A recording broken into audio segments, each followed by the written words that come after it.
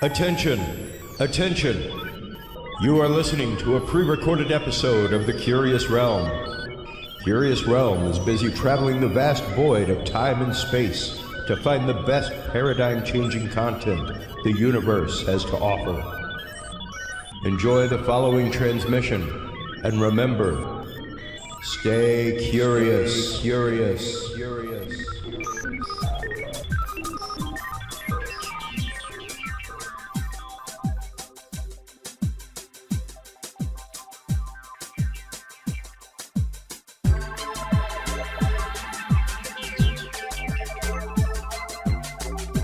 Coming to you from the city of the weird.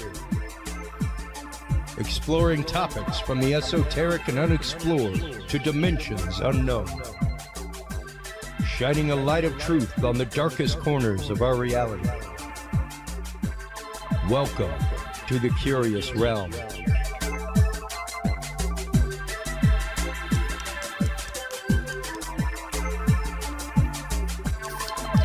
Well, hello, everybody. Our guest in this segment, or in this episode, is Lyle Blackburn. He is the author of Texas Bigfoot and a whole slew of other books, man.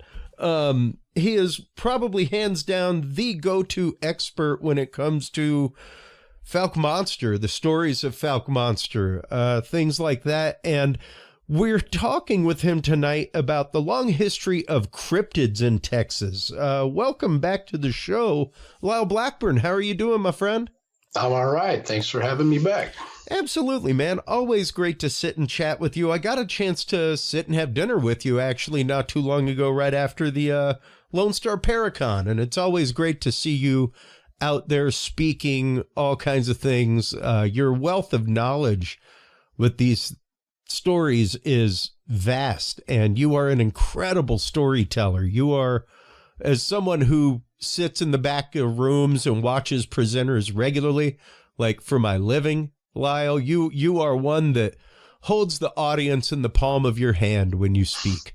You take them on a voyage and on a journey, and it's one of those, you may have bought the whole seat, but you only need the edge.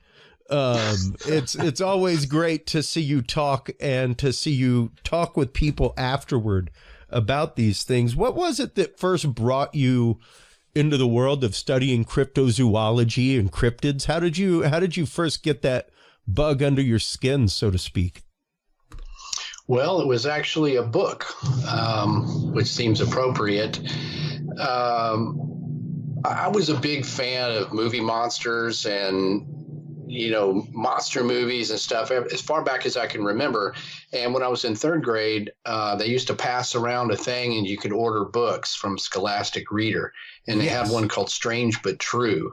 And I ordered that, and the stories in there kind of ranged from just weird stuff, inexplicable old stories, but it also had stories of Bigfoot, Yeti, and Loch Ness Monster.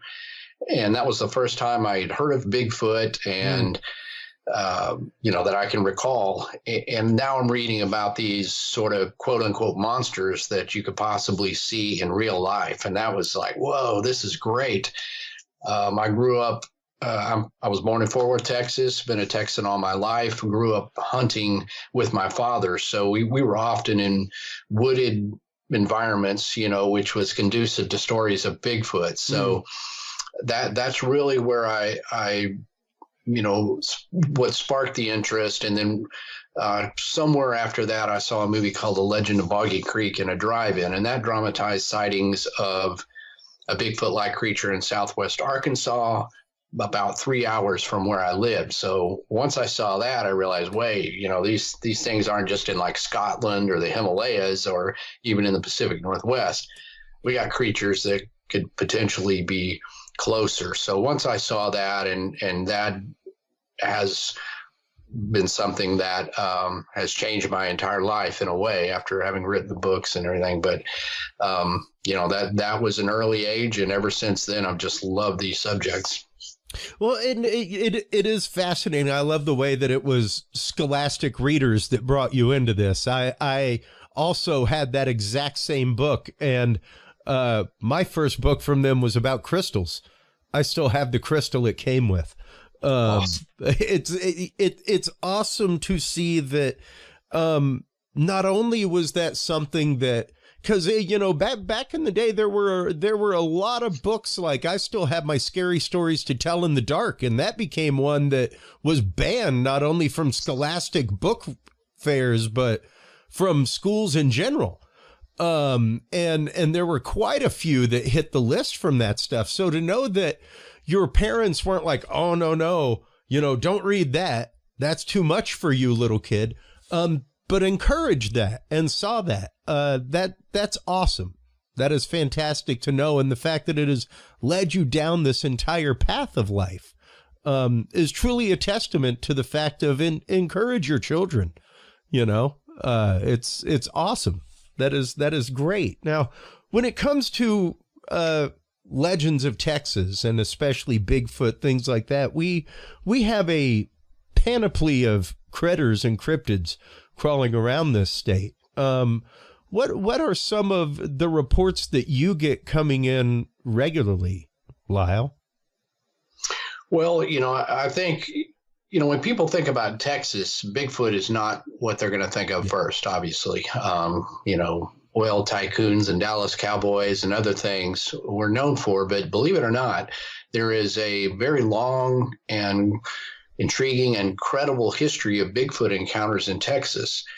Now, these span from sort of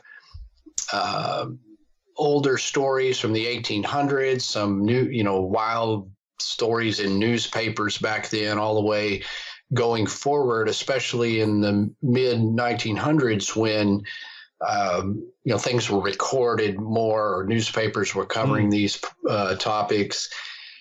So what I get today often are just reports mostly from the eastern third of the state, which is known as the Piney Woods. And that's where if you go there, you can see, well, yes, this looks like a Bigfoot environment, whereas most people think of Texas as sort of this open ranch cowboy landscape. And it surely is in the central portion, and even gets into arid desert like, in El Paso. But the reports I get are of a creature that, is ubiquitous to Bigfoot descriptions, something that stands, between 6 and 8 feet tall, is covered in hair. It walks upright on 2 legs.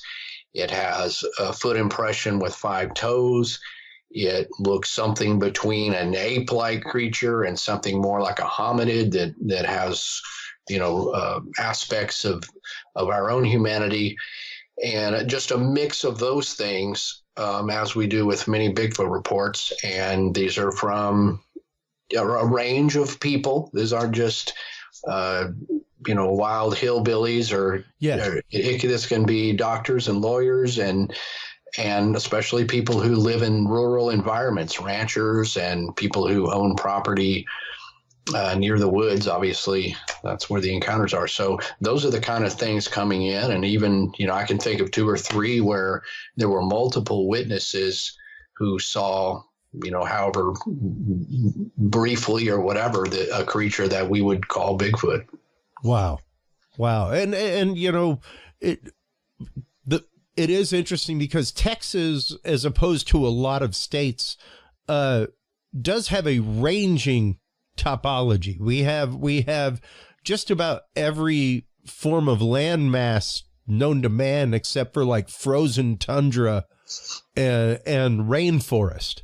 Like we have big thicket over in the east. We have hill country. We have plains. We have prairies. We have desert, high desert, all kinds of things. So, and it's interesting to see that these sightings range across all of those.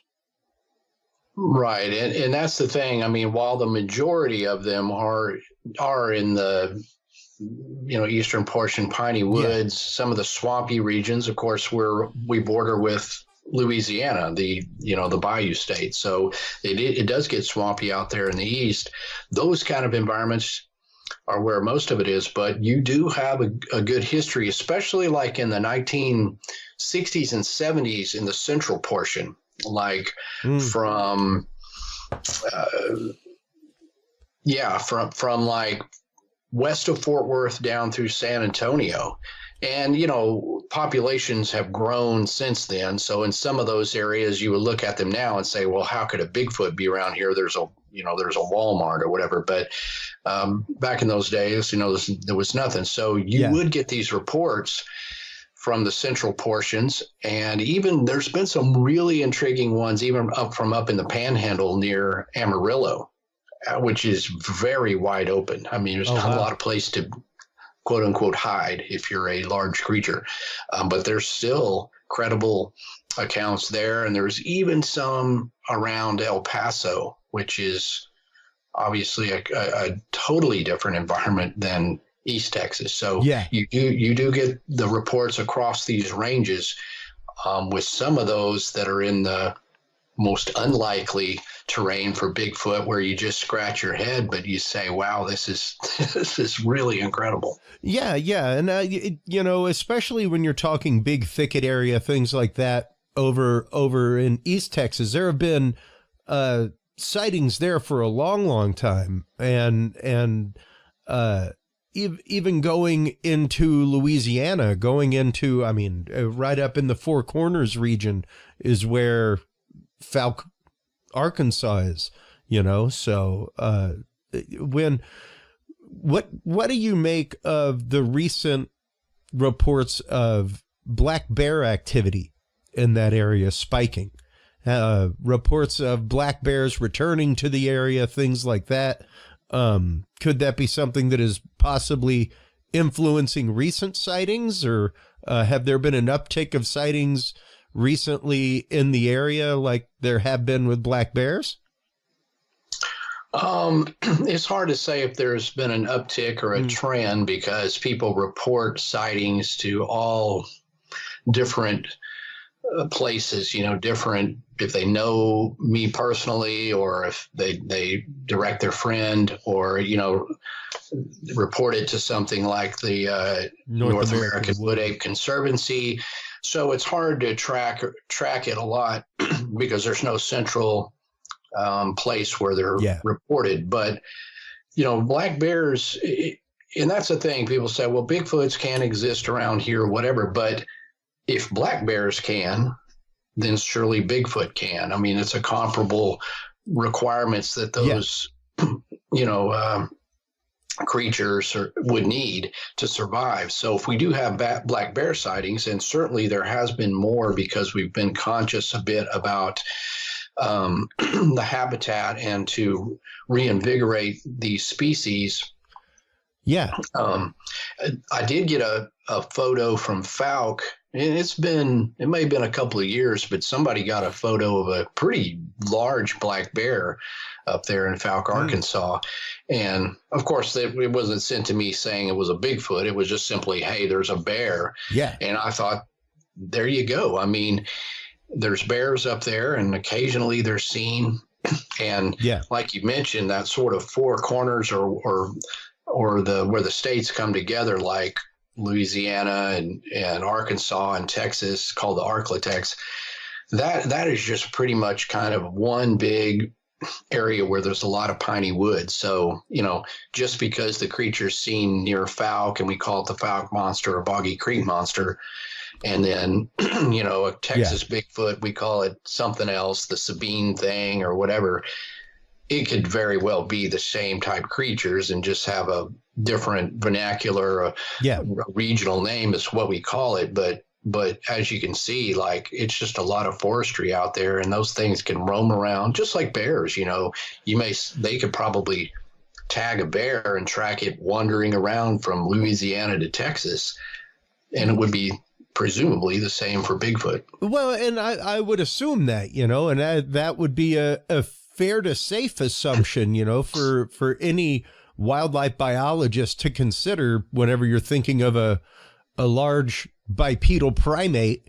An animal approximately the size of a bear would need the same amount of water, the same amount of grazing, the same amount of protein, things like that. So yeah, absolutely. The fact that it makes for good bear habitat makes perfect sense that it would make for good habitat for said cryptid, and that is one of the things that I think people are all too reticent to think about sometimes, Lyle, whenever they go out, and we tend to be very charged and excited whenever we go out to investigate things, whenever we go out to set up trail cams, look at evidence, things like that. And I always took it kind of like watching football footage or looking at footage of my band.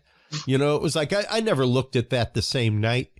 I'd rip myself apart if I like, you give yourself 2 or 3 days to come at it with fresh ears, and kind of the same way. I see quite a few people who are out in the field and who do field work looking at things either out in the field or as soon as they get back, instead of giving it time to come back and look at things with a fresh pair of eyes to kind of let the experience settle and go away a little bit, and yeah, I think that if we step back and look at things, of course, much like any phenomena, there are numerous things that can explain the phenomena. Otherwise, everything would be the phenomena. It wouldn't be a phenomena anymore, Now, with other cryptids in the state, especially things like, we have our own Boggy Creek right here outside of Austin, just on the east side, where sightings of Dogman, things like that have happened. What do you make of the Dogman story and the sightings of that creature that have happened here in the Lone Star State? Well, I mean, it's intriguing. Anything that would resemble a werewolf is obviously on the edge of even more scary, perhaps, than a Bigfoot. And I've noticed in the last 5 years or so, there's been a real increase of Dogman sightings, a proliferation of those kind of stories. And perhaps that's people coming forward who had these sightings previously and didn't know what to do with them, or they weren't acceptable. But I do get a lot more, and there are quite a number of these Dogman sightings in Texas.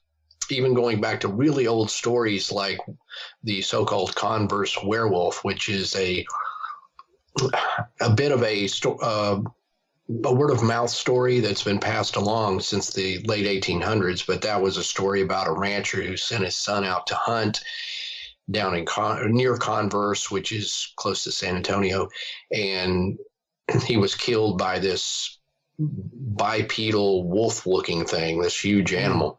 And going forward, I've interviewed people personally who have had encounters with things that, for lack of a better term, resemble a werewolf. And of course, if we look at Louisiana, there is a long history of a creature called the rougarou, which is basically a werewolf-like creature, the sort of a boogeyman type thing, somewhere between folklore and cryptid.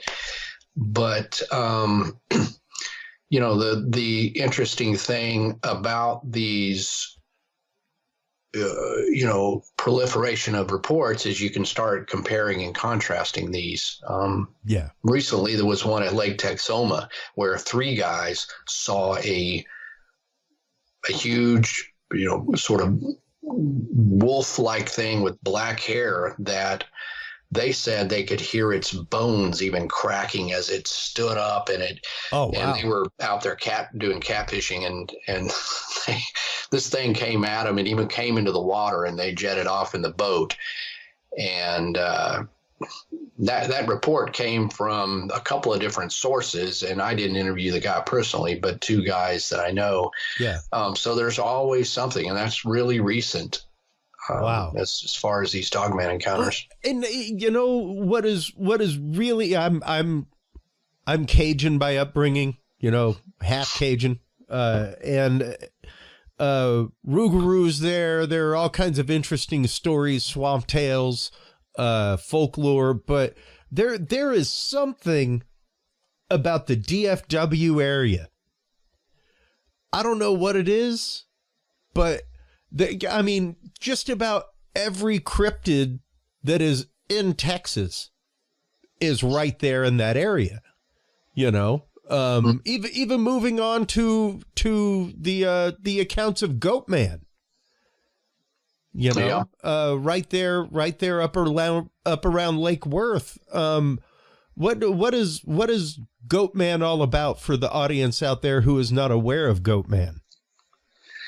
Well, Goatman, that's one that definitely straddles the line between urban tales, rural tales, if you will, urban legend, and cryptid. And there was a case that was in the summer of 1969 up near Lake Worth, which is outside of Fort Worth, Texas. And people that summer saw what they described as some thing that stood up on 2 legs. It was covered in white hair, and it looked something kind of like a Bigfoot, but some said it had horns or scaly skin or something. And it falls into that Goatman category. And that's near what you got displayed there. The old Alton Bridge is not far from Lake Worth, where there's another sort of a Goatman tale, but you always have bridges and you have a Goatman associated with it. But in the case of Lake Worth, people saw this, and in one instance, up to 30 to 40 witnesses saw this thing come up on a ridge and throw a tire, and all this was covered in the Fort Worth Star-Telegram back in the day. But I've interviewed people who were present at that time, and they described the creature in various ways, some like a Bigfoot. This came to the attention of the police. The first incident was some couples that were parked down near Lake Worth one evening, kind of a lover's lane type thing. And this thing came out of the woods, and there was a woman sitting in a convertible, and it tried to pull her out of the car, and her husband saw it and came up and actually kind of tussled with this thing or fought with it. He described it as a Goatman, for lack of a better term. And that's kind of what has stuck. And you have other famous Goatmen like the Maryland Goatman, other cryptids that are these sort of Goatman things, but a lot of it is just bridges with ubiquitous tales of goatmen that people don't necessarily report like a cryptid now. There's no ongoing reports. It's just a tale that involved weird stuff and goatmen. And the Popelik monster in Kentucky is another one where there's a long bridge there, and there's tales of a goatman. So I don't know what the connection is. There's bridges and there's goatmen, but that is a definite theme. No, I mean, most definitely. When you're talking paranormal things like that, bridges play a lot into that. And I guess a lot of that probably traces back to the whole idea of, ghosts can't cross running water, things like that. Even back to, Washington Irving and Sleepy Hollow. Mm-hmm. The idea of once you got to the bridge, you were okay. You were safe. It stopped. Even outside of Mamou, Louisiana, where my family's from. There is a bridge where supposedly a headless soldier on a horse. I remember going out. We got stuck in the mud one night, going out and searching for that thing. Yeah, the crazy things you do out in Mamou, Louisiana, at 2 a.m. But it is interesting to see how many of these paranormal things revolve around bridges. And occur around bridges, even when you're talking Mothman, stuff like that. There's quite a bit of paranormal stories based around bridges. But I think you can draw a line between some of the old folklore tales and modern day cryptid sightings, and coincidental or however you want to justify it. Yeah, you do have that proliferation of these kind of spooky things going on with bridges. It's just that theme. And, I could probably write a book on, scary tales from bridges or something, because there's that many. You could probably write a book, Lyle, quite literally, on the tropes that carry forth from, generation to generation culturally, despite borders, and like the whole idea of Dogman, and especially quite a few of the sightings revolving around Germanic neighborhoods, Germanic areas, places settled by German settlers, things like that. Even Rougarou makes a whole lot of sense to me as a Cajun, because the Cajun language is unchanged 5th century court French, so the idea that their stories came over with them the same way that their language did, and came down with them, and that they maintained that the same way that they maintained a language unchanged since the 15th century. That makes a lot of sense to me. Now, when you get into Bigfoot, that's a little bit different, because sure, there are stories of, wild men of the woods, things like that, in Germany, all over Britain. Those stories go into the Native American cultures here as well. Not so much Dogman. They have stories of Skinwalker, things like that. But that is, I believe, different than Dogman. That is different than your average lycanthrope, right, so to speak.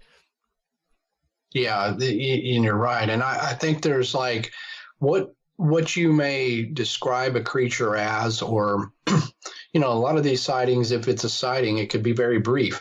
You're going to be drawing perhaps a bias from your perspective, your cultural perspective. So whether you see a big white hairy thing in the woods and you call it a goat man, or you say, well, it was a Bigfoot with white hair, some of that is going to, come from your own culture and what you've been raised and how your mind wants to classify that. And that doesn't mean you're not seeing some physical thing running through there. It's just how do you classify and describe it? And, I think you're right with Rougarou. The French came here and they had tales of the loup-garou, which was, lycanthrope like man wolf, which the Cajuns, it just turns into the rougarou. You could trace that sort of origin. And so, heck, they could be seeing a skunk ape in the swamp and it looks kind of apish, but if their grandmothers told them 100 times, watch out for the rougarou in the woods, they see a big old hairy thing. I saw a rougarou. So it didn't mean they didn't see some unknown creature. It's just how they frame it. And that's an interesting, like you say, you could just look at it from all these ways, or write books on tropes or themes like bridges or railroads, or trace Dogman through French stories all the way to modern day sightings. Absolutely. Any number of things. Well, and even the idea of, Chupacabra here in Texas, prime example. Most people are familiar with the late 80s, 90s creature that came, and the reports that came out of, where was that? Puerto Rico. Puerto Rico, yeah. 1995. Thank you.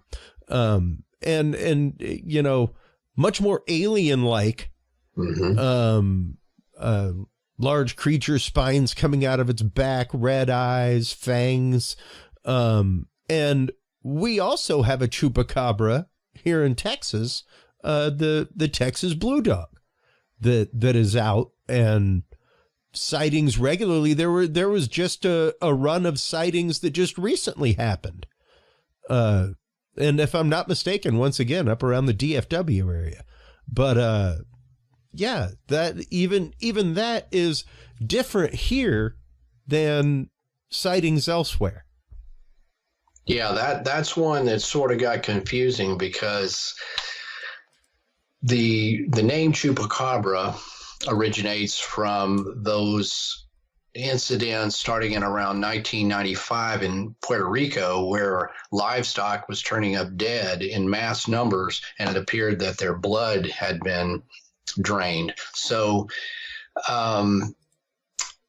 the name translates in Spanish to goat sucker, and that's because a lot of these livestock were goats. And people who claimed to have seen some strange creature around that time in Puerto Rico described it like you said. It was more like it was bipedal, stood maybe 3 or 4 feet tall, had spikes down its back, large alien-looking eyes, something quite different than what happened in the early 2000s when there were sighting reports in the American Southwest, Texas included, of this sort of quadrupedal dog-like thing that was hairless and looked weird and had pointy teeth and all that, as people tend to think of that when they think of a Chupacabra. And the media just called it a Chupacabra for whatever reason. Yeah. And even though that's different than what was originally described. And it even gets more complicated, because if you go back in the 1970s in Puerto Rico, there was a creature called the Mocha vampire, which is pretty much the same thing. It was killing livestock. But for our purposes here in Texas, there is some sort of a canid animal that is not typical of known canids. And people explain this away, and certainly this is in some cases where like a coyote contracts scarcoptic mange, which makes it lose its hair and it becomes scaly and creepy looking.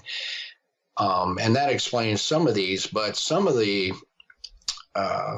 specimens, and there are specimens, you can see Phyllis Canyon holding one right there in that photo. Have been tested, and some have come back as domestic dogs, some as coyote, but some have come back having traces of like Mexican wolf or red wolf, and it seems to be kind of a hybrid. And specifically Mexican holo, the the hairless dog, like what is featured in oh my God, it just left my head, the Disney movie. But yeah, and there are breeds of dogs like that in Mexico that are right up against the border, stuff like that. I've got actually a bone from one of King Gerhardt's Chupacabra investigations. Not a Chupacabra bone, actually a dog bone, but that was one of them that, you know, came right after Phyllis's case, where somebody had a body and they had buried it, and you know, he was called out to investigate. And it is interesting, and I think the case was Phyllis had chickens popping up dead that had been exsanguinated, and that, I think that is how the Chupacabra got tied specifically to that critter that she is holding, and how those two names, because they were not, the stories weren't concurrent, but they were pretty close in year, if I'm not mistaken. And yeah, to know that even that is out there. And I love King Gerhardt's concept that, you know, it may be a genetic mutation due to, you know, environmental things, specifically petrochemical byproduct, stuff like that, in water supplies. Really, really interesting take on that could very well explain something that pops up regularly, like every few months. You'll hear about a sighting of one here in Texas. It's pretty wild if you watch the news and things like that for it, how regularly those sightings occur and are reported. Yeah, they're a lot more frequent because you know, these things tend to be less weary than a Bigfoot, I guess. You know, they turn up dead, they get shot, one of them got poisoned, stuff like that. And, you know, that's the thing. It's like a cryptid doesn't have to be something that's just completely like, you know, the Yeti, the abominable snowman, or a werewolf. If you know, we have a canid here of any sort that's mutating, that's a hybrid we're not aware of, that's still an undocumented species, you know. And so, you know, that falls into cryptozoology, and it's still interesting, even if it doesn't turn out to be a 7-foot monster. If we identify something that was previously unknown in the animal kingdom, boom, that's a cryptid. So the jury's still out here on Chupacabra because there's been, like I said, a variety of specimens, and they're not all testing coming out. You know, they're not all just coyote, or they're not all this. There's some bizarre stuff in there. So we just need more specimens to continue the testing and to try to determine if this is just a diseased animal, or if it is something that's mutating and turning into something completely different. Well, and 100%, it is a data set issue, you know, and gathering more data, getting more data from the field. Now, that is not to encourage people to do like the good folks in East Texas just did with the one at their house, where I think they ended up using like animal poison or something like that because the thing had been living under their house, what have you. It's like I am not one to say while I think that, especially when it comes to Bigfoot, things like that, Lyle, I think the corpse will be what sells it. Sadly. Oh, sure. I am not a proponent of go out and hunt them, you know. And I know that there was a guy years ago here in the hill country that used to do like hill country Bigfoot expeditions. That was like, no, we are going out and we are stalking a Bigfoot. Like we are here for business, and I'll take you out and we will hunt and stalk a Bigfoot. So there's been a number of individuals and organizations that have tried to harvest a specimen, and I get it, because if you're ever going to prove it, it's videos and all this stuff is not photos. I mean, look, AI has just really messed it up. But even before that, you can't make anything out of a photo. But so far, no one has been successful, even when they mount a campaign to harvest a creature. So Bigfoot reigns supreme as far as being able to evade us unscrupulous humans. And you're right. I mean, I don't advocate going out to harvest anything, but if a dead body, somebody hits one accidentally with a car or whatever, and we get a body, well, it is what it is. And I think that's the only way that we're going to get any conclusive answer, because there's just as much evidence to say that it exists, and just as much skeptical thinking to say, well, this seems impossible, but that doesn't mean it doesn't. We just have to have that in this day and age. We need, in order to scientifically verify that, we're going to need a specimen. Yeah. And granted, the idea is to, keep studying the anomalies, because there are numerous anomalies out there. There are numerous, numerous points of evidence, from dermal ridges on casts that are taken, to handprints on windows, to oil alleles from handprints on windows, all kinds of new forensic techniques being used to examine things. So I think that within the next 5-10 years, we will probably have, at the very least, the anomalous record of genetic material, where it's like, we don't know what this is. We don't know what this is. Technology is advancing, eDNA and stuff like that, where we don't even need something present to identify, at least unknown DNA. We don't have a type specimen, but yeah, these things are closing in, thermal imaging and stuff. And there's a lot of game cameras and things like that. So if they're out there, they can, of course, avoid game cameras. I mean, alpha male coyotes have been proven to actively avoid the cameras based on whatever. It's not that hard. I mean, even if you put a decenter on it, the one thing I tell people all the time is, don't forget that thing's being triggered by an infrared light. Mm-hmm. It's being triggered by an infrared beam. So any animal that can see into the near infrared, like many of those infrared lights, like do I have a remote? I do. Let's see if it'll work on my camera right here. Sometimes if you take a remote and point it at a camera and hit it, the filter on it is just enough that you'll actively see the infrared light turn on the remote control. So no different. If that animal is able to see and navigate at night, that means that it is probably seeing that infrared light the same way it's seeing a flashlight during the night. Yeah, absolutely. So you put something like that out in the woods. It would be avoiding the light. It would see the light, whether you see it or not. Yeah, and they can be avoided, especially if we presume that something like Bigfoot has more intelligence than a average coyote. Yeah. So those kind of things. Our technology is sort of enabling us to solve mysteries potentially, but at the same time, the technology itself is something that is fallible. It's, animals can detect it and other things. So it just doesn't mean that we're going to automatically all of a sudden get the proof we're looking at.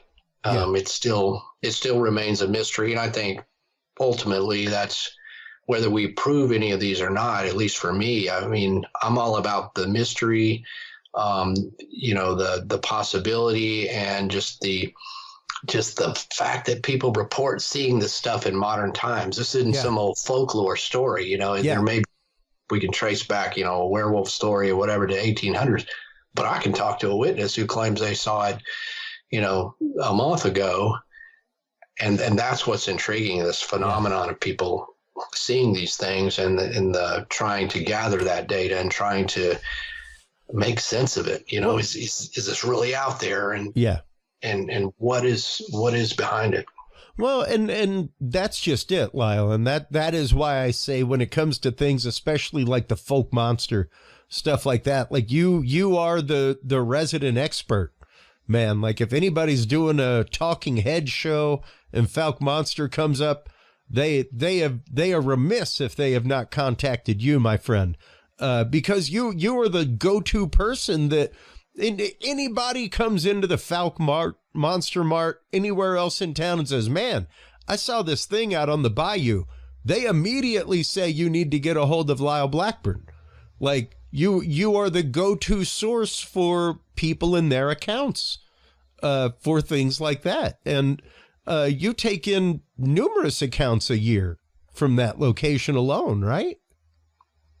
Yeah. Usually all accounts are funneled to me, and I've, searched them all down from, old newspapers and whatever sources. And, in my Boggy Creek casebook, for example, where that in a narrow, smaller location, I can look at trends and things like that, because I typically, that right there, I typically get those reports. Like you say, I become known as the go-to guy or whatever on Boggy Creek. So that is something that I do have a grip and have the scope of, because, even if somebody reports to somebody else, it eventually gets to me, and I log it into my database of sightings. So, that's great. And that's where I feel I contribute a lot to the greater body of Bigfoot studies, is by meticulously researching and cataloging sightings of the Boggy Creek monster, which so many people know of because of the movie Legend of Boggy Creek. I mean, most Bigfoot enthusiasts over a certain age, every single one of them will say, I've seen the movie, or most of them will say that's what got me into it, and the Patterson Gimlin film or whatever.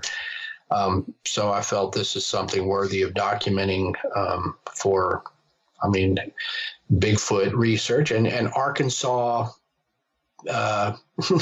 itself. I mean, it's a big story. Or you go somewhere and you say you're from Falk or anything to do with Falk, Arkansas, the Legend of Boggy Creek. I mean, this is, I've helped Arkansas travel websites and other things like that have included this. Arkansas Mysteries.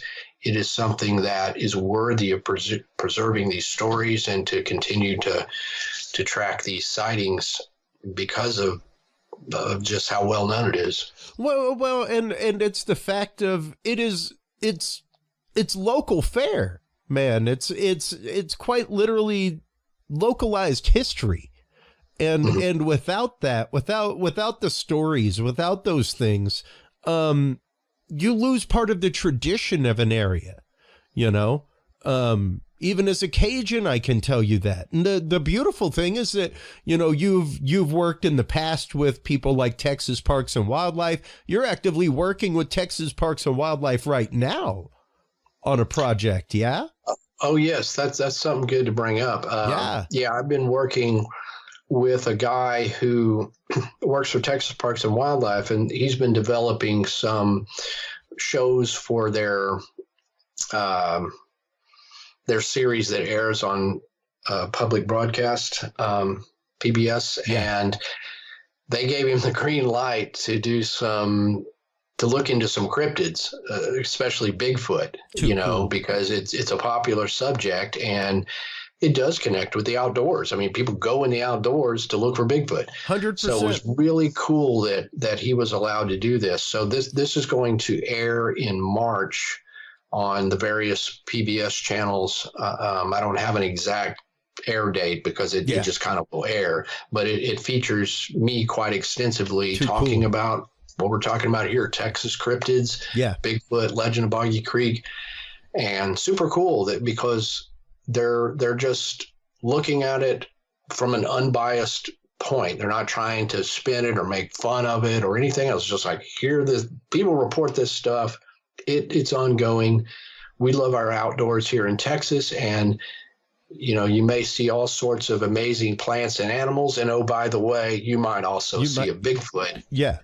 because of all this. So yeah, that's a really cool thing. And if people follow my pages, I'll be able to advance some dates as to when that will air. It's going to be cool. Well, and it's really neat. Number one, it introduces a whole new realm of people to the topic and to the idea. It introduces a whole new generation to the idea. And much like we recently spoke about with Chester Moore, when we had him on, we were discussing the idea of wildlife conservation in cryptozoology. You want to do something for cryptozoology, people? Get out there and start preserving the wildlife areas that these things live in. Go out and preserve their habitat.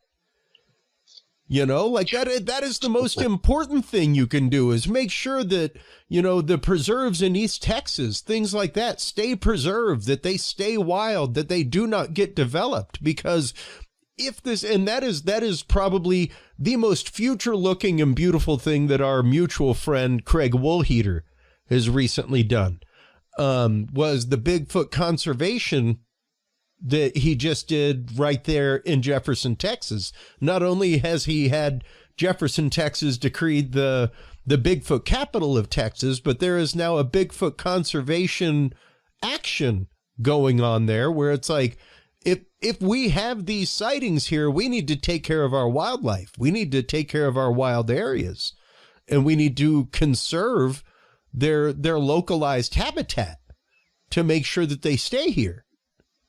To protect them. Absolutely. And I think, even if we don't do it for the bears and every other thing that exists, you could probably tell a kid, well, we got to preserve the outdoors because of this one rare plant. They may go, hey, Bigfoot lives here. Yeah. This is his home. We should stand up to preserving our wild environments. That kid's probably like, you're right. Yeah. Where would Bigfoot go? It's like, it's just another tool to advance the appreciation for our wild areas to young people. And like I said, I mean, even if you don't care about anything else, if you love Bigfoot, you would surely want to preserve those environments, which are super important. Absolutely. Absolutely. Otherwise we will end up, Lyle, the same way that Colorado communities do with, cougars encroaching on neighborhoods, with bears walking in the backyard. Can you imagine coming out one night to put your trash out and Bigfoot's rooting through your garbage? Because he no longer has a wild area. He no longer My family has a cabin in northern New Mexico, and I was sitting there one day. I mean, it's like a cabin home, and it backs up to the Carson National Forest. So I turned over one day, looked out the back window, and there was this huge cinnamon-colored bear just looking in. I mean, this thing was huge. Just curious. Like, whoa. Hey, what the heck's going on in here? Yeah, it was just like that. It was like, oh my God. I mean, it was shocking. It's a good thing I wasn't out there or whatever. Pulling weeds in the backyard. That you didn't just casually walk out, and that's just it though. We have these situations regularly where humanity and wildlife are coming to a point of clash, where there's coyotes roaming neighborhoods, things like that, because we have encroached upon their area. And they have no reason to go further into the woods, because we provided them with ready food right here, Yeah. So, man, could you imagine it getting to a point where, like, much like there's like seasonal bear alerts in neighborhoods, like Sasquatch alert, folks, be careful. It's Sasquatch season, Yeah, that'd be awesome. Because we've totally overtaken all of the woods and they have nowhere else to go now. But that is something, in all sincerity, to be considered. The fact of, if there is a large bipedal primate roaming the woods of North America, which I am prone to believe, just from the evidence and accounts that I have been presented, the things that I have researched, more things point to yes than to no. Mm-hmm. That's That's just where I lie with it. Whether or not there is something else out there that is using the tropes of our mind to travel through portals, appear, disappear, what have you, that's a different thing. But I am firmly convinced that there is a bipedal hominid that is an actual biological thing living in the forests of North America. That is just where I'm at with it. So, Lyle, I want to thank you for the time, dude. It is always great having a conversation with you, sitting back. It was great to see you at the recent conference, to go out, have dinner afterward, things like that. Let everybody know where they can go to keep up with your work, where they can go to stay tuned in for the upcoming series. I know you've got a new book in the works, which is really exciting. So I will be ear to the ground waiting for that announcement, because it's exciting and I can't wait. Let everybody know where they can go to creepily stalk you and all of your work online, my friend. Well, the best place to start your stalking would be my website at lyleblackburn.com, and that gives you an overview of all the things I've worked on and released, all my books. You can get your books there from my online store, but all my books are available on Amazon as well. And I'm on all the social media platforms, Facebook, Instagram, X, and so forth. So you'll find all those links there at lyleblackburn.com, or just look me up on Facebook and follow me for more intriguing tales of creatures. Awesome. Lyle, thank you so much as always. Once again, it is a pleasure talking with you, and your wealth of knowledge in these areas is absolutely awesome. Thank you so much for all the work that you do and for all the research that you do into these amazing things. I can't wait to see what comes next from you. Absolutely. Thanks for having me. I always enjoy it. Absolutely. Hold the line real quick while we close things out. While you are online checking out everything from Lyle Blackburn, folks, make sure to stop on by Curious Realm. CuriousRealm.com is where you can find all the episodes. That's where you can like, follow, subscribe. That's where you can also go and visit our store, where you can get all of the books and videos from our guests, like Lyle, as well as our merch, everything else. And of course, do not forget, Curious Realm is now officially available on Roku, everybody. If you have a Roku TV, Roku device, search Curious Realm and download our free app. Not only do you get all of the episodes, but you also get an amazing library of binaural beat meditation music. So stop on by, check that out, everybody. When we come back from this commercial break, we will be joined by our good friend and researcher, Kathleen Marden. We will be talking about a lifetime as an experiencer, what it was like growing up as the niece of Betty and Barney Hill, as well as what her own experience was like being taken aboard a craft, and how that led her into a lifetime of research into the world of UFOs, UAPs, as well as helping experiencers find their way after. We'll be right back after this, folks.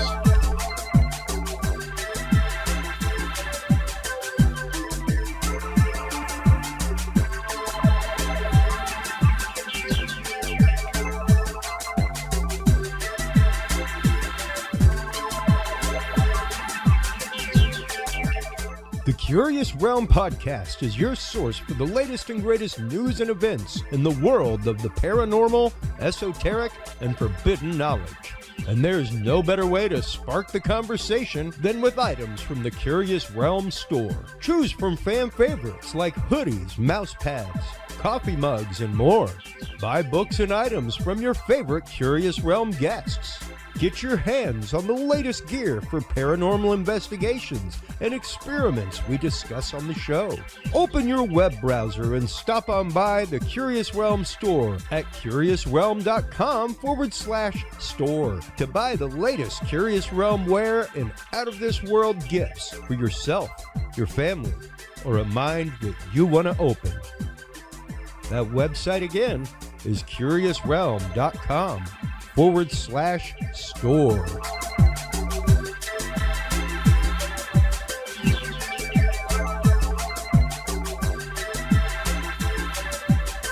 Hello, everybody, and welcome back from that commercial break. Thank you so much to all of our sponsors, especially WebWorks Wireless. They have been working with us since the beginnings of Curious Realm to provide our website live streams. If you are looking for live streaming from any location, if you are looking for website coverage for your remote location, like a camp, cabin, things like that, stop on by and check out WebWorks Wireless, folks. They are your source for no throttling, no credit check internet, pretty much anywhere you have cell phone signal. Our guest in this segment is the amazing Kathleen Marden. She is the author of Forbidden Knowledge, Volume 1, as well as the new second edition of Forbidden Knowledge. She is also one of the founding members of the Experiencer Resource Team at MUFON. Welcome back to the show, Kathleen Marden. How are you today? Thank you very much. I'm doing well, thank you. I always love our conversations, Kathleen, because you are somebody who is a prime example of how experience revolves around experiencers.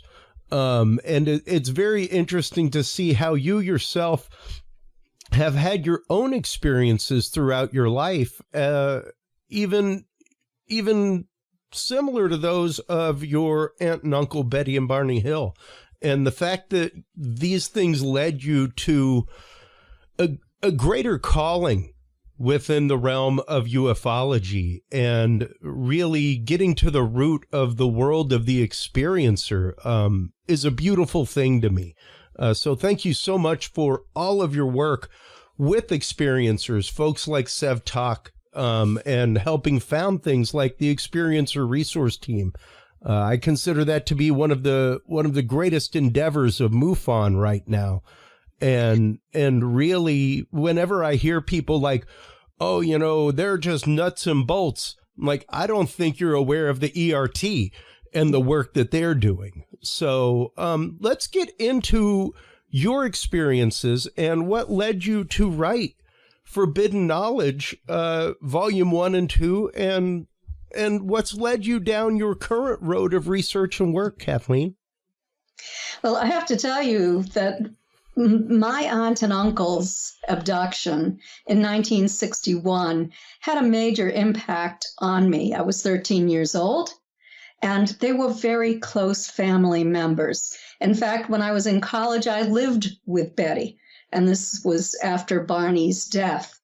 So that really got me started and interested. And I met most of the investigators on their case back in that time frame.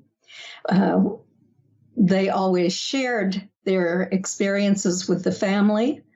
And I knew that there were a lot of craft being seen in my section of New Hampshire in the time frame when Betty was working with a team of scientists to attempt to call in craft.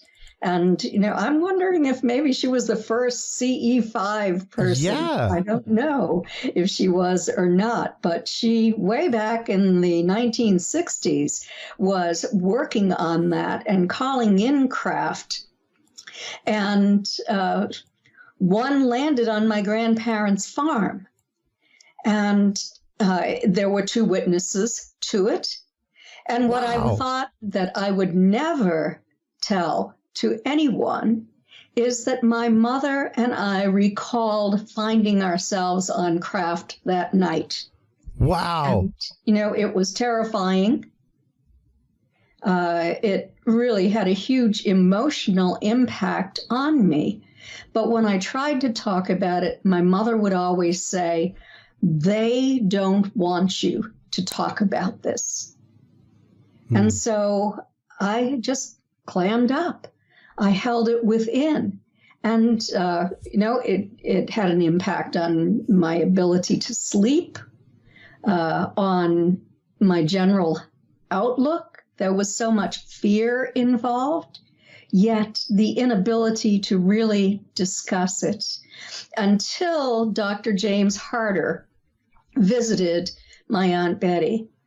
And this was in the mid-1970s, I believe. And he was studying my family because Betty and Barney were not the only people who had these types of occurrences in their lives. My mother did as well, but we were sworn to secrecy. When Dr. Harder investigated this and hypnotized me and my mother, I think he hypnotized my grandmother. I know he hypnotized my Aunt Betty because I have an audio recording of it. Oh, wow. And so we insisted upon the strictest of confidentiality. I don't even know if he ever wrote reports on the work that he did with us. We were so interested in remaining confidential because, you probably know, just about everybody knows that Betty was under attack for the rest of her life. Yeah. And after she didn't reveal this information, it was revealed in a Boston newspaper, and that story went around the world. I have actually a copy of an article, the same article, published in Australia. Wow. So this was not a little thing. It had a huge impact on my aunt and uncle's lives and their professions. And they then finally did come out and admit what happened. But we decided, the rest of the family, that we would not speak about our own events. Because we didn't want to spend our lives being scrutinized and having false information disseminated to the public about us. And that is what happens. And I guess it's what happened to me. I decided when I was 70 years old that I really didn't have much to lose. So I was well known in the UFO field. That was my chosen field. I'm an author. And I wrote the first edition of Forbidden Knowledge as a memoir of my life and my experiences, my personal investigation, the investigation of my personal experiences through hypnosis by Denise Stoner, who did most of that hypnosis work with me. Bud Hopkins also hypnotized me, James Harder, and another hypnotist from the state of New Hampshire years ago. So I wrote about that, about a little bit about my work, but also about a major experiment that a group of researchers and I cooperated on with what was allegedly a council of extraterrestrials, and the messages that they were giving us through Kevin Briggs, who is a former police officer in the UK. His wife worked at a college, had a ranking position in the psychology department. And we were invited to determine whether or not this was real.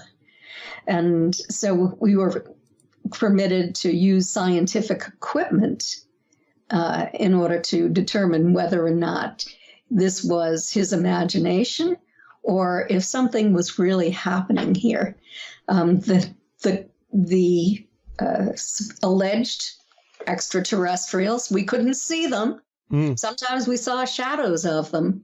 We could always feel their presence through a strong tingling sensation in our bodies, sort of a little bit of an alteration, I think, in our consciousness.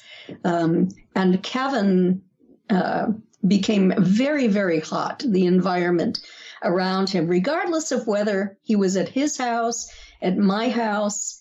It was always the same. There was up to a 10-degree increase in the environment around Kevin. Wow, that is incredible. It was. So I think we had evidence that convinced us that this was more than his imagination. Definitely. There was so much going on there.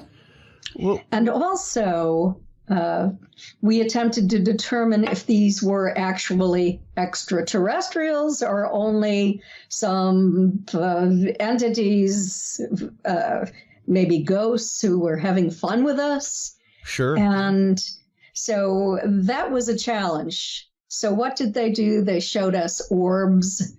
They showed us lights in the sky that were fairly close and unusual flight patterns. Wow. And they communicated with us telepathically, which was very, very strange. And what kind of telepathic messages did you receive during this work, Kathleen? Personally, I had the beginning of the telepathic message was after what he called himself a Zeta scientist said that I had a keen scientific mind and he wanted to communicate with me. And so out of the blue, the following day, my husband and I were riding in his truck, and all of a sudden, I felt this extremely intense tingling sensation in my body, almost like electrical tingling, and in my crown chakra especially. And then I did not hear a voice, but I was very conscious that something was coming in and it was not me. Oh. And I had the ability to ask some questions. I asked, are you really an ET or are you just a dead person? And he said, I am what you call an extraterrestrial to you, but not to myself. Okay. I don't know what that means. Really. Well, it's interesting because the work of Dr. Michael Masters specifically comes to mind, especially whenever you're talking about not being extraterrestrial, but being terrestrial from an adjunct, either timeline or a future timeline or something like that. Now, let's hop back in the conversation just a minute and get into the idea, because this is very similar to, once again, CE5. And the idea of being able to have constant contact. Now, going back in the conversation to when you were saying your aunt took place in experiments doing the same kind of thing, and that during was it during these experiments that you and your mother had your experiences? We had that one. And yes, it was during an experience in which a craft came in, landed on my grandparents' farm, and left physical trace evidence on the ground, which was investigated by a UFO investigator. My mother and I did not state that we had memories of being taken to craft.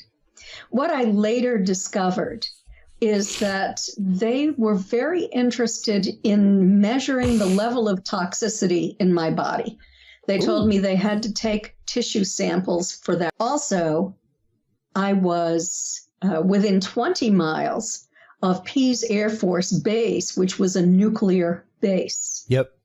So I think that these ETs had some concerns about toxicity in the human body. That was also the day and age of regular nuclear testing, both on ground, above ground, in the air, as well as underground testing. Like there are numerous studies showing strontium-90 in milk and all kinds of concentrations. So yeah, to think that, you know, you're literally from the duck and cover generation, you know. Absolutely. I remember that would help at all. In school, having to roll up into a little ball, into a fetal position, holding your arms over your head, and it wasn't going to help anyway if they bombed us with a nuke. You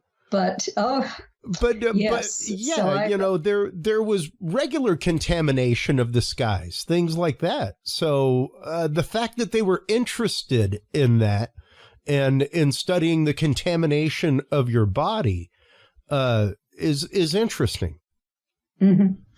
I find it extraordinarily interesting that they are concerned about toxicity and levels of toxicity in the human body as a result of what we have done to the environment.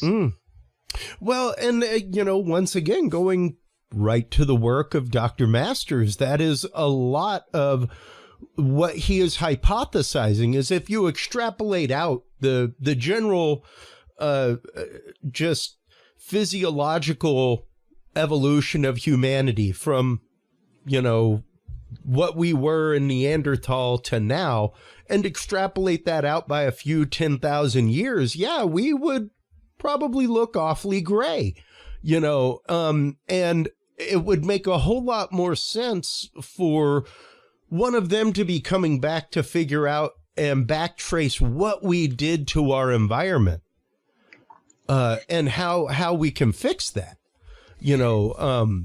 Then absolutely. You know, my Aunt Betty always suspected that they were from the future. That even though she was shown a star map and it was identified as the Zeta Reticuli star system and other stars that we believe could have planets that are in the Goldilocks zone. She wondered if they might be somehow related to us, and that this was a change that they underwent as the human body developed. I have no idea. I can't speculate on that. I only find it extraordinarily interesting that they are very concerned about this.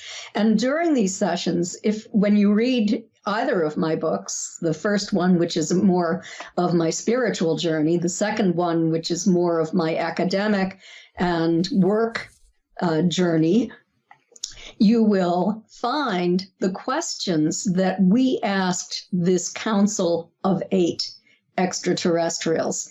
We only spoke to 4 of them, but they call themselves a Council of 8. And we were permitted to meet once a month and to take our questions and have them answered. And they had some incredibly enlightening answers. They taught us about the different dimensions. They told us that they live in a different dimension than we do. And now I've learned that when we move out into space, the further we go, the higher the dimension. So it makes sense scientifically. Yeah. So I find that fascinating. They said that they were very concerned about us when they realized that we had developed to the point where we could destroy ourselves. They said that we have done that in the distant past, and they don't want it to happen again. So they said they're here, they're not going to invade. They do this very, very quietly, but they are attempting to spread their message around the world in order to save us. they're also collecting our DNA in case we don't. Interesting. And in case they can't save us, and they end up having to reseed our planet after it recovers, I suppose. So, now, with that in mind, I guess the question would bear: are we integral to the actions of the cosmos, and so integral that our DNA must be saved to be resurrected? Because that's interesting. To know that they would be collecting our DNA to resurrect us should we do that to ourselves again. Well, they didn't answer that question. We didn't ask that question. It's a very good question. I don't know. Yeah. But apparently we are important to them. They said they planted our seed here. Wow. Wow. So I wonder if they were part of that first civilization that lived here and had to move on, those who actually had the technology, probably the rich ones. I know they said that a few survived here, but they had the technology in order to leave. And they did leave, and they said that they went to the star system. It was a binary star system. Zeta Reticuli is a binary star system, but there are closer star systems as well. Yeah. That's some of the information.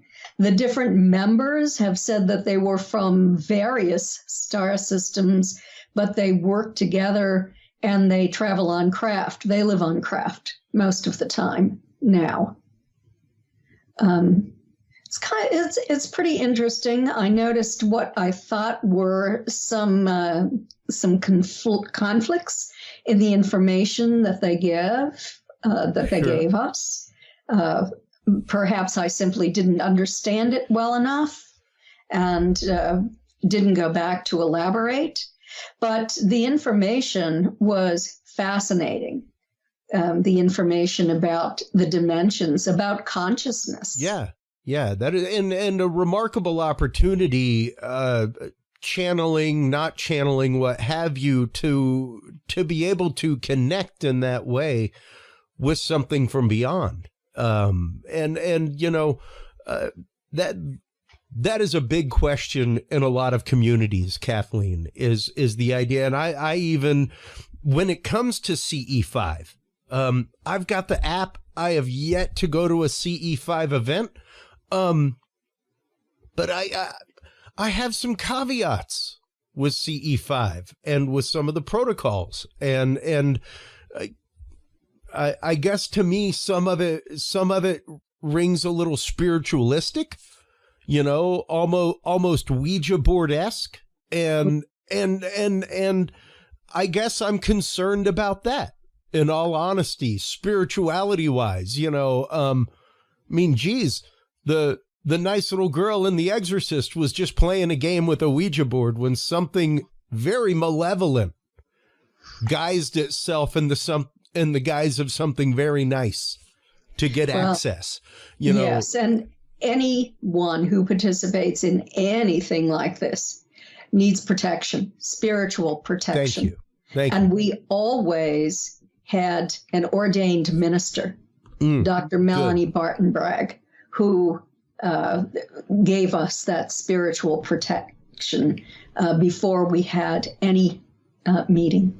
Good. And you know, that is always a caveat with me. Once again, yes. Better safe than sorry. Absolutely. And, you know, I've spoken with experiencers who had never had this happen in the family, had never had it happen when they were younger, but they just really wanted to have contact with an ET. Yeah.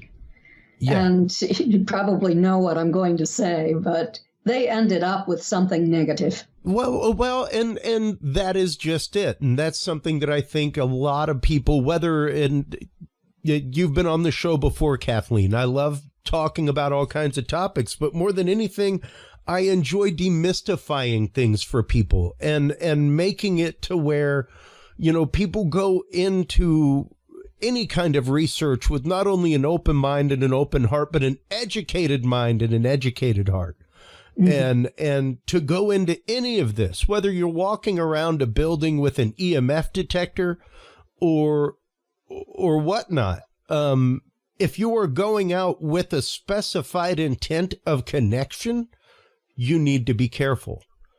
Because there's a lot of other things that are perfectly willing to connect with you and use the trope that's in your mind that you would be comfortable with for that realm of, yes, acceptance, you know, with air quotes high in the air there. The idea that this is what you would accept as an experience, so I will use that as a hijacking wavelength, so to speak. And to even hear the fact that within this work, y'all took that protocol within consideration is huge to me. It's fantastic because it does draw a very clear delineation as to what you were trying to do, and not trying to confuse the information with something else.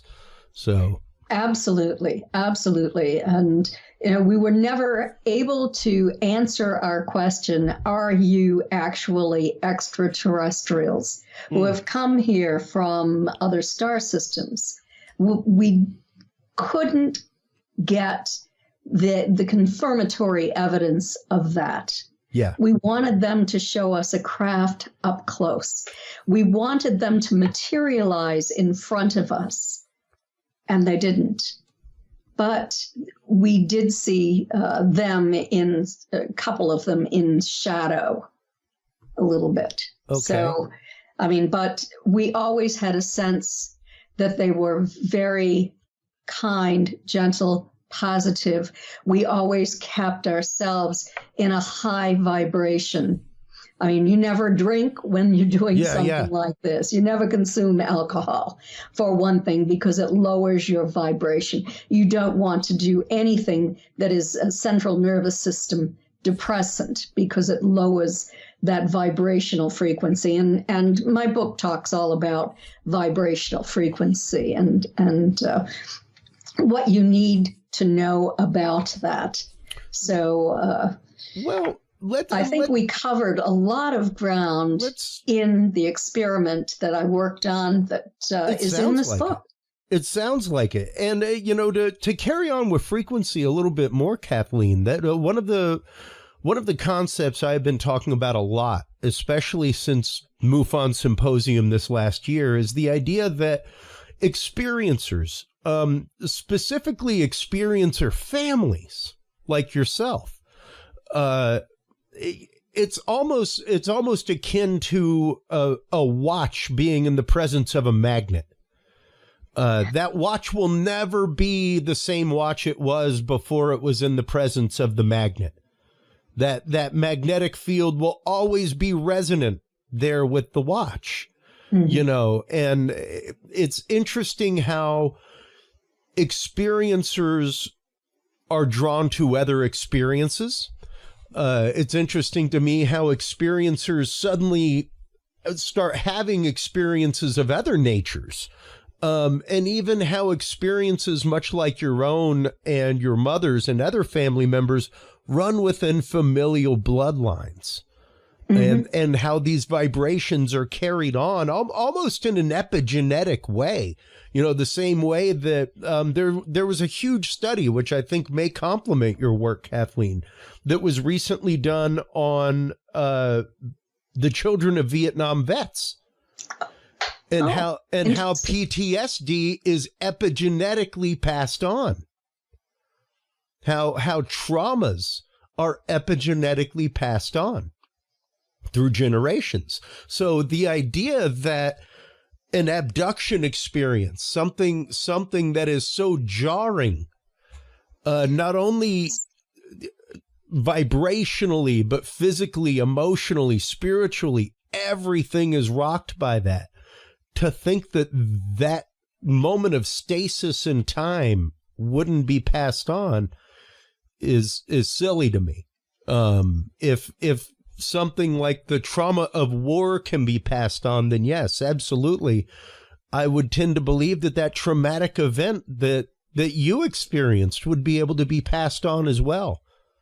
Well, I know that, I have read studies on people who have had post-traumatic stress disorder and how it can be passed on to other close family members as a result of seeing this. And I believe that that was passed on to me, a certain level of trauma because of what happened to Betty and Barney, and that it was amplified when I was taken, when my mother was taken as well. And, it took a lot of work to work through that trauma. So even if these ETs were benevolent in a sense, it was like, you take your child to the family physician to get your vaccines, and the family physician is someone that you are perceiving as being malevolent because he's hurting you. Yeah. That's what's happened. I try to look more objectively at all of this at this point in my life. Sure. But yes, and I think that it was probably passed on, that sense of trauma, to my children, to other members of the family as well. Sure. And, with your experience, because so many experiencers, especially folks like Sev Talk, come to understand their experience in a 180-degree different aspect as time goes on. You described your experience as extremely traumatic. You do not need to go into any details if you do not wish to. We are always an open forum for such things, but how has your experience changed, not only as your life has progressed, but how has your experience of your experience changed, Kathleen? I came to a point in my life where I had to make a decision. And that decision was, if I was going to live my life as a victim of this, or if I was going to overcome victimization and become a survivor. And I made the decision that I was going to be a survivor, that I was going to develop techniques through the use of hypnosis, self-hypnosis, in order to overcome this traumatic experience. And I did that. And then I experimented. I learned that when I was awake, when I was taken, if I projected love in their direction, then I was treated better, that they projected love back to me. Now, people might argue that they were lying. It doesn't matter. It doesn't matter if they were lying to me. It made me feel better. It helped me to overcome the level of fear that I had. And eventually, my experiences just ended. When I started to work with the Council of Eight on that experiment, they said they would protect me. And I was never taken by the Greys again. Wow. Now, up until that point, Kathleen, how many experiences of being taken had you? How many do you consciously remember having during your lifetime up to that point? I would have to count. I've never talked about how many I've actually had. I mean, maybe 10. I just don't know. Wow. I just don't know. It was more frequent when I was in my late 20s, I think, and then sort of slipped off over the years to maybe once a year and then once every 5 years, that sort of thing. I've never really worked that out. I did work out at one point the number of days between visits, and I was attempting to capture it on video. I was all prepared, but the camera shut down. Oh, and it remained shut down for more than 2 hours. Oh man, back on again. That's weird enough in and of itself, Kathleen. Now, moving forward, knowing that as you proceeded in this work, and especially with your work with the Council of Eight, that these visitations that you had ceased. A lot of your work, especially since the first Forbidden Knowledge volume came out, has been based much more on the spiritual connection of the experiencer. Do you think that were you extraordinarily spiritually founded in your mid-early 20s, you know, when these experiences were at their peak, so to speak? I was a Christian. Okay. I was raised half Catholic and half, my mother was more and less agnostic, you know, but I did go to church. Okay. I taught in a parochial school. Okay. You know, and I did social work with the families as well. So, yes, I was grounded in traditional religion. Okay. And one of the studies that I worked on through the Mutual UFO Network, through the ERT, when I was the director of that team for 10 years. Mm-hmm. And I'm still with the team, but as a consultant and on the executive committee now. But to get back to the question, our study showed that experiencers became more spiritually oriented. And there was an academic study done by Kenneth Ring and Christopher Rosing. And their study, there were two studies actually, and they indicated that experiencers of ET contact become more spiritual. There are other characteristics that we share, changes that occur. But I found that very interesting. And I think that I have grown spiritually as a result of my experiment. Well, it wasn't my experiment, but an experiment that I took part in with other researchers on the Council of Eight, as I learned more about consciousness, spirituality, and dimensions. Yeah. There was a lot of science in this. Oh, absolutely. Absolutely. And that's kind of what I was getting at, Kathleen, is the fact that, like, even through the science and everything else, it expanded your world of spirituality along the way. I mean, even to the point that it's basically the basis of your work now is that spiritual connection. And I mean, I took part in the Marden Barton survey on religious belief and extraterrestrial life. I encourage all of my listeners to go out and do the same thing. You can find that at SurveyMonkey, folks. You can also find a link right there at Kathleen's website.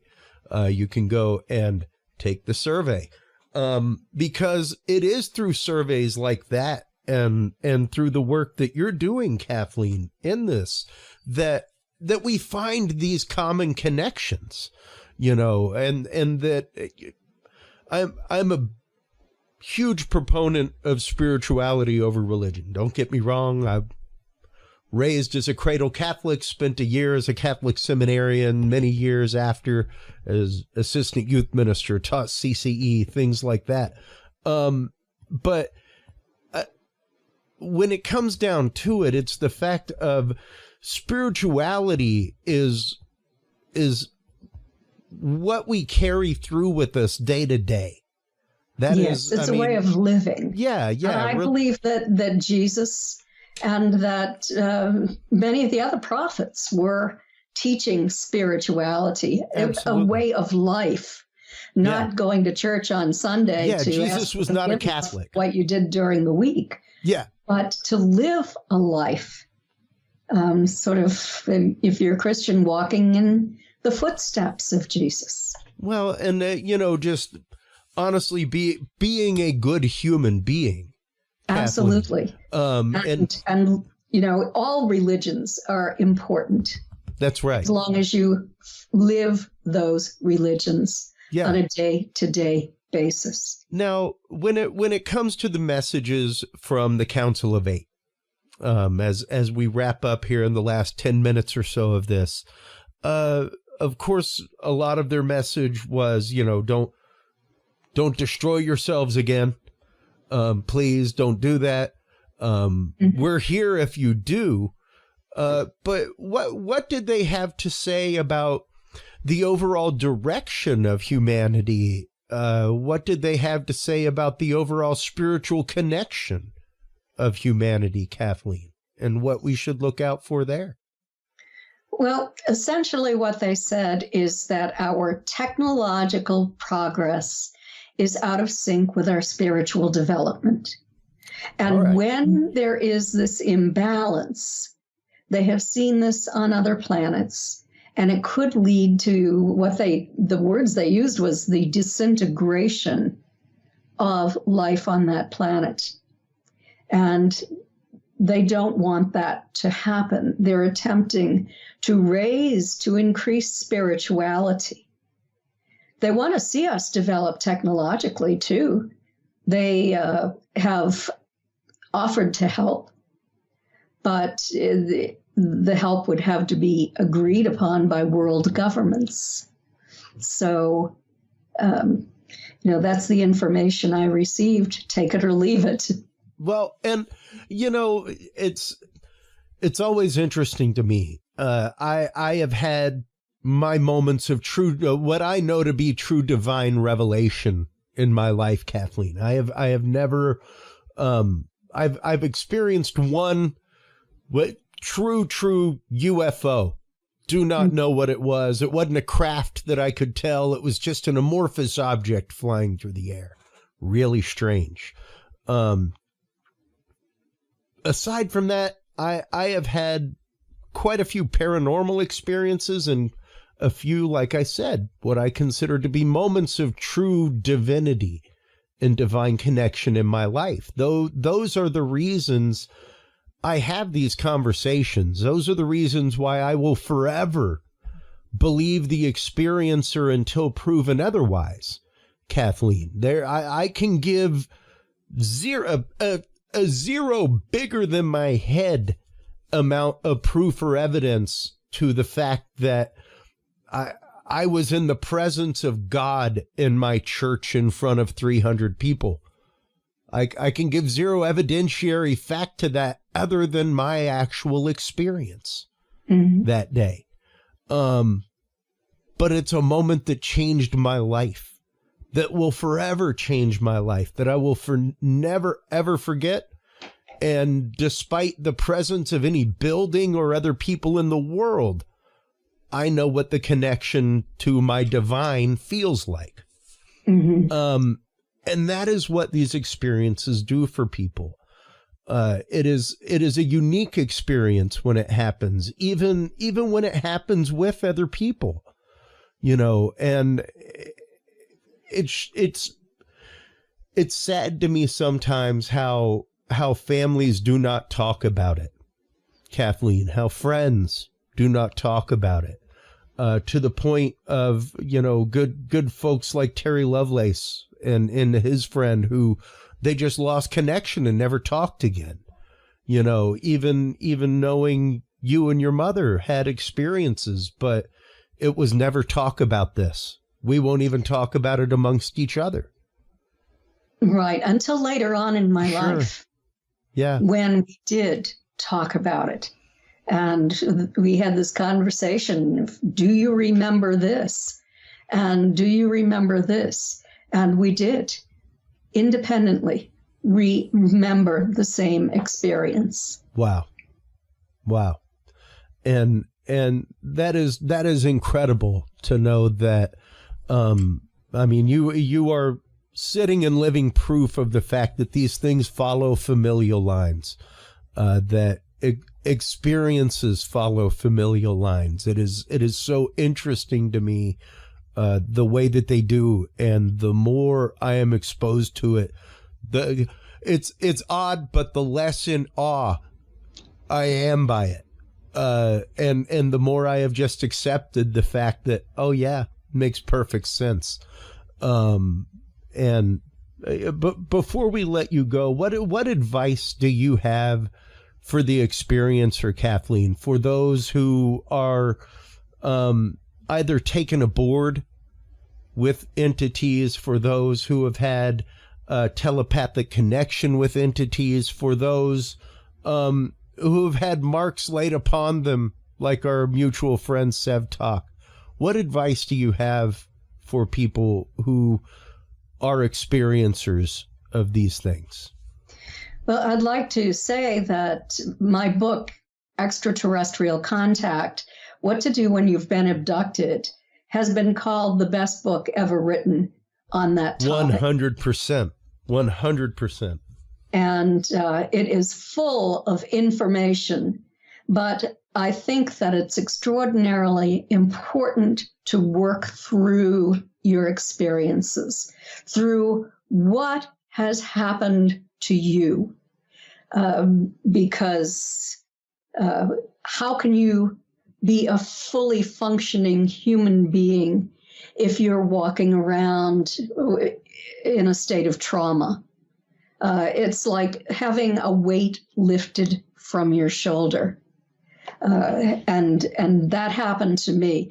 Get yourself into a good support group with other experiencers who are having similar experiences, where you can speak confidentially with these other experiencers and get the help you need.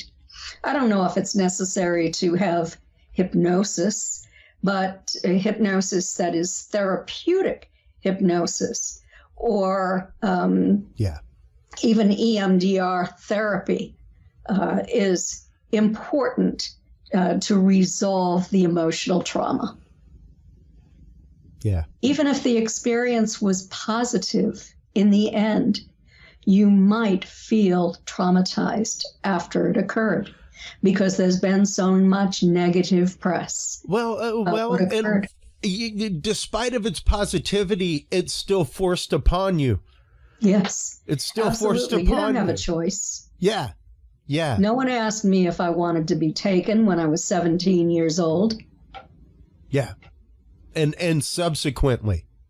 Yes. And subsequently, and that's just it. And that's, there has been a huge and beautiful conversation opened over the last few years, Kathleen, since hearings started and all kinds of things. And it's amazing and awesome to see the support networks that have opened up, the things like the ERT, which you helped spearhead the creation of.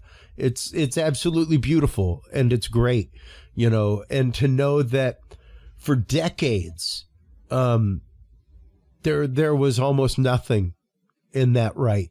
If you went to a therapist, you may have been heavily medicated or something like that, as opposed to actively be open-heartedly listened to. So it is work from people like you that has opened these conversations. Thank you so much for your decades of tireless work in the world of helping experiencers and researching these topics. Well, as an experiencer myself and from a family of experiencers, I thought that it was extraordinarily important to provide a format where individuals could overcome what has occurred and to gain a deeper understanding of what is occurring in their lives. Yeah. Yeah. Thank you. Absolutely. Anytime. My audience is always your audience. You are always welcome on my airwaves, Kathleen. Before we let you go, let everybody know where they can go to get the latest edition part 2 of Forbidden Knowledge. Since we've been on air, I have ordered my copy. So it's en route right now for the library. But let everybody know where they can go to keep up with all of your work, where they can go to take the Marden-Barton survey on religious belief and extraterrestrial life. Let them know where they can go to find everything Kathleen Marden. Well, the best way to get there, and that has the most comprehensive information, is at kathleen-marden.com, my website.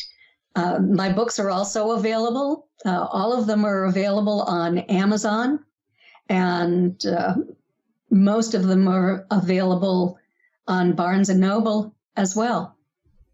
Awesome. So awesome.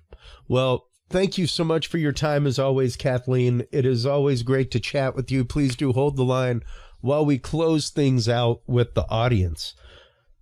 Thank you. Absolutely. While you are online checking out all of the amazing work of Kathleen Marden over at kathleen-marden.com, everybody, make sure to stop on by Curious Realm. CuriousRealm.com is where you can like, follow, subscribe, share, comment.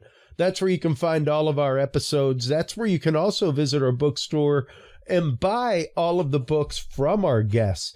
Also, make sure if you've got a Roku device, stop on by the Roku shop, folks. Get your all-new Curious Realm channel. That's right. We now have our own app on Roku, which includes tons of binaural beat therapy music, all kinds of stuff.